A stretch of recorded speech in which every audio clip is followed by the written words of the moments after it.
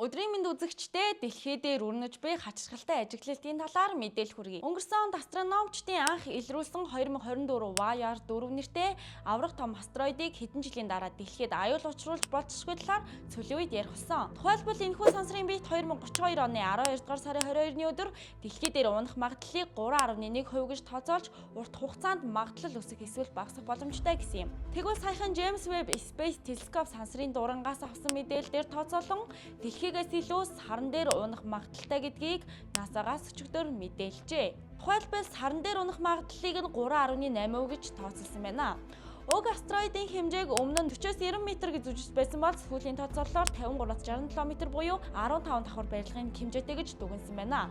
2022 онд NASA-гийн сансрын удамд аялж яваа өөр нэг жижиг астероидыг DART нэртэй хөлгөөр мөргөж чиглэлийг нь өөрчлөх туршилтыг амжилттай хэрэгжүүлжээ. 2024 Voyager 4 астероид үнэхээр саран дээр унвал энэ нь дэлхийг сансрын биетээс хамгаалах боломжийг судалж байгаа эрдэмтдийн хувьд маш чухал туршлага болох гинэ. 2024 Voyager 4 астероид нь James Webb Space Telescope дурангийн ашиглалтанд орсноос хойш ажигласан хамгийн жижиг сансрын биет юм байна. Ирэх сар телескоп уг астероидыг 2 дахь удаага ажиглах бөгөөд энэ үеэр илүү их мэдээлэл авах боломжтой ажээ. Анхаарал хандуулсанд баярлалаа.